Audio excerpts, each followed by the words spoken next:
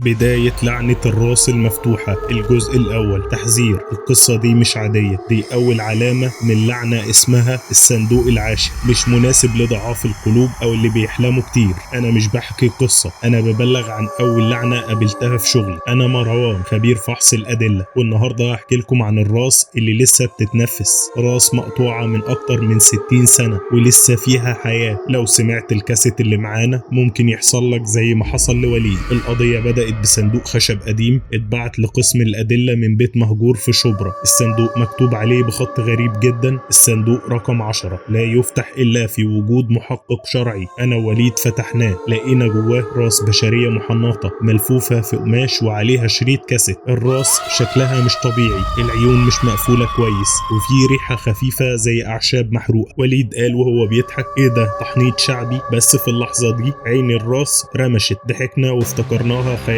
او انعكاس، بس لما حطينا الكاسيت بدأت الكارثة. صوت الكاسيت لو شغلت التسجيل ده معناها ان اللعنة انتقلت ليك. الراس دي كانت لسيدة دخلت في طقس روحاني قديم، والكائن اللي حضر رفض يمشي. اي حد بيبص في عينيها بيشوف النهاية بتاعته. وليد ما كملش التسجيل، ضحك وقال: افلام رعب مصدية، انا هشغله كله. بس قبل ما يوصل للنص وقع فجأة على الارض والدم بدأ يخرج من ودنه. انا اتجمدت مكاني. الراس بدأت تفتح عينيها ببطء، كنت سامع صوت تنفس جاي من جوه الصندوق. قفلناه بسرعة وبلغنا الاسم. بس هنا كانت المفاجأة: كل اللي شافوا الراس بدأوا يهلوسوا ويحلموا بيها ويشوفوها في المرايات. نرمين، واحدة من فريق الفحص، قالت لي: انا حلمت انها بتبتسم لي، وصحيت وانا بدور على دم بايدي. والتاني يوم جت القسم ومعاها عين بشرية في كيس. اللعنة ما بدأتش في الكاسيت، اللعنة بدأت لما حد شاف الراس وصدق انها بتتحرك. بس السؤال دلوقتي: مين الست دي؟ وليه كل حاجة بتحصل الساعة 3:07؟ أنا لسه معايا بقية الكاسيت، ولو عايزين تسمعوا اللي جاي ونعرف إيه هو الصندوق العاشر استعدوا للجزء التاني، لأن الرعب لسه ما بدأش. لو وصلت لحد هنا قلبك أقوى من 90% من الناس. اعمل لايك واشتراك في القناة، واكتب في التعليقات: افتح الصندوق العاشر، علشان أكمل الحكاية. وصدقني الجزء اللي جاي هيقفل عليك النور.